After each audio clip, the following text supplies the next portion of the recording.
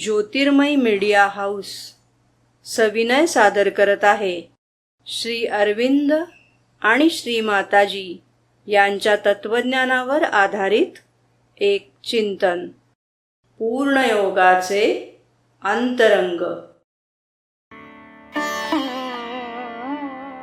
नमस्कार. आपण सगळेच स्वतःला अधिक चांगलं बनवू इच्छितो, नाही का? म्हणजे काहीतरी सुधारणा व्हावी, प्रगती व्हावी असं वाटतंच. हो, अगदी. पण आज आपण ज्या विचारांवर बोलणार आहोत ते श्री अरविंदांच्या लेखणीतून आले आहेत. आणि ते फक्त चांगलं बनण्यापुरते मर्यादित नाहीयेत. बरोबर.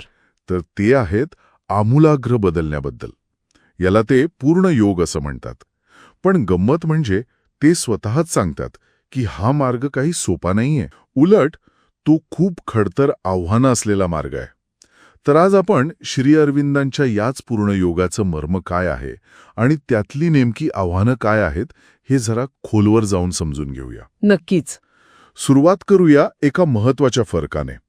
श्री अरविंद स्पष्ट म्हणतात की पूर्ण योग म्हणजे आपली सध्याची मानवी प्रकृती आहे तशी ठेवून तिला अधिक कुशल किंवा परफेक्ट बनवणं नव्हे. नाही, हाच मुद्दा खूप महत्वाचा आहे. मग नक्की काय आहे हा योग? अगदी.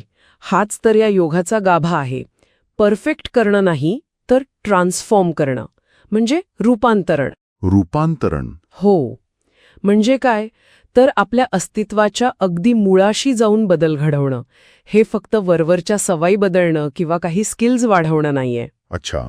तर आपल्या व्यक्तिमत्वाचे सगळे घटक, म्हणजे आपलं मन, प्राण, अगदी शरीरसुद्धा, यांचं एका नव्या, एका उच्चतर तत्वावर आधारित पुनर्गठन करणं. पुनर्गठन म्हणजे पूर्णपणे नव्याने मांडणी? हो, एक प्रकारे तसंच. आणि हे कसं साधलं जातं? तर आधी आपल्या आतल्या खोलवरच्या चेतनेला जागृत करून, म्हणजे आंतरिक चेतना. आणि मग त्याहूनही वरच्या, म्हणजे दिव्य म्हणू शकतो आपण, त्या उच्चतर चेतनेला आपल्यामध्ये कार्य करू देऊन. ओके. पण ही उच्चतर चेतना म्हणजे नक्की काय? जास्त चांगली बुद्धी वगैरे? नाही, फक्त बुद्धी नाही, ती त्याहून खूप व्यापक आहे. म्हणजे सत्य, सौंदर्य, आनंद, शांती या सगळ्यांनी युक्त अशी एक वैश्विक जाणीव. पूर्णयोगाचा उद्देशच हा आहे की आपल्यातल्या ज्या जुन्या मर्यादित मानवी सवयी आहेत, प्रतिक्रिया आहेत, वृत्ती आहेत, ज्या आपल्याला मागे खेचतात, अगदी त्यांचं एकतर उच्चाटन करणं, म्हणजे त्या काढून टाकणं, किंवा मग त्यांचं या उच्चतर चेतनेच्या प्रकाशात परिवर्तन करणं. म्हणजे त्या बदलून चांगल्या बनवणं. हो, पण कशाच्या आधारावर? तर त्या उच्चतर चेतनेच्या प्रतिमेप्रमाणे. थोडक्यात सांगायचं तर आपली जी कनिष्ठ प्रकृती आहे, म्हणजे आपल्या नेहमीचा सवयीचा मानवी स्वभाव, तिचं एका उच्चतर दिव्य प्रकृतीत रूपांतरण. बापरे, हे ऐकायला खूपच भव्य वाटतंय. पण श्री अरविंद म्हणतात की ही प्रक्रिया अत्यंत सावकाश चालते आणि खूप कठीण आहे. हो, खरंय. म्हणजे आपल्याच मूळ स्वभावाविरुद्ध एक प्रकारची लढाईच की ही. हे ऐकूनच या मार्गात किती आव्हान असेल याची कल्पना येतेय. इतकी कठीण का असती ही प्रक्रिया? कारण आपली जी जुनी सवयीची प्रकृती आहे ना, ती काही सहजासहजी बदलायला तयार नसते.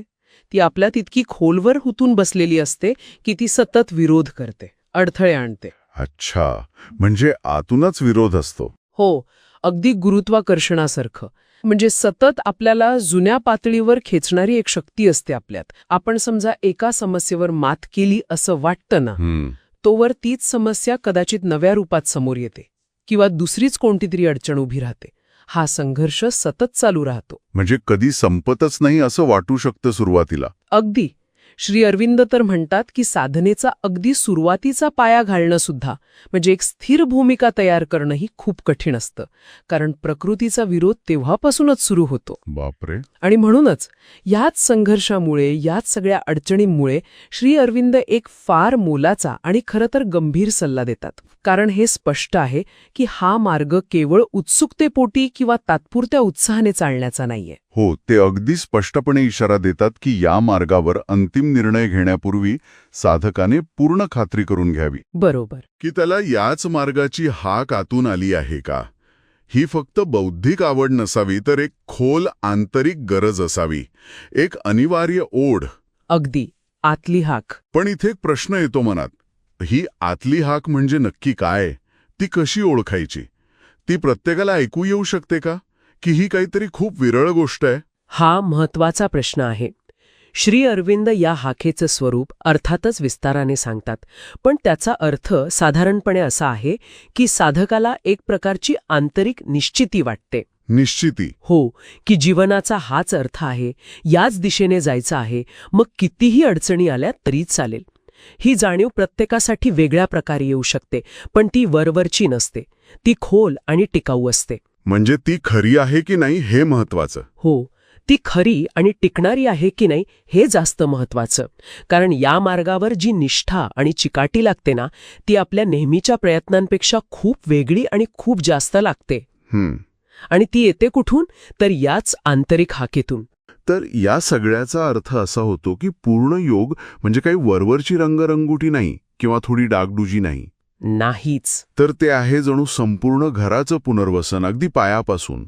हा मार्ग प्रचंड आव्हानात्मक आहे आणि त्यासाठी फक्त इच्छा असून चालत नाही, तर प्रचंड आंतरिक खात्री लागते, एक प्रकारची अटल निष्ठा आणि समर्पण हवं. कारण यात आव्हान बाहेरून कमी आणि आपल्या आतूनच जास्त आहे. आपल्याच जुन्या प्रकृतीचा कडवा विरोध. अगदी बरोबर. हे लिखाण आपल्याला नेहमीच्या सेल्फ इम्प्रूव्हमेंटच्या कल्पनांच्या पलीकडे बघायला लावतं. ही एक सखोल आंतरिक क्रांतीची प्रक्रिया आहे. क्रांती. हो, आणि जर आपण हे मोठ्या पटावर पाहिलं तर हा केवळ एका व्यक्तीचा वैयक्तिक प्रवास नाहीये. श्री अरविंदांच्या दर्शनानुसार हे मानवी चेतनेच्या उत्क्रांतीचं पुढचं पाऊल आहे. उत्क्रांतीचं पुढचं पाऊल. हो, म्हणजे पृथ्वीवर एका नव्या दिव्य जीवनाची शक्यता निर्माण करण्याचा हा प्रयत्न आहे. त्यामुळे यात जुन्या आणि नूतनाचा, कनिष्ठ आणि उच्चतर प्रकृतीचा संघर्ष हा अटळ आहे. आणि याच संघर्षातून परिवर्तनाची ऊर्जा निर्माण होते. खरंच खूप खोल विचार आहे हा. जाता जाता एक विचार मनात येतोय. श्री अरविंदांनी जसं सांगितलं की हा मार्ग प्रचंड कठीण आहे आणि त्यासाठी ती पूर्ण खात्री किंवा आतली हाक लागते. हो. तर असा कोणता आंतरिक निकष असेल, कोणती कसोटी असेल जी एखाद्या साधकाला अगदी निसंदिग्धपणे खात्री देईल की हो, हाच माझा मार्ग आहे आणि ही केवळ माझी इच्छा किंवा कल्पना नाहीये. यावर विचार करायला नक्कीच जागा आहे.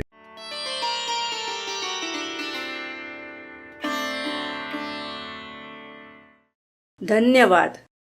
उद्या पुन्हा भेटूया आपल्या ऑरो मराठी चॅनलवर.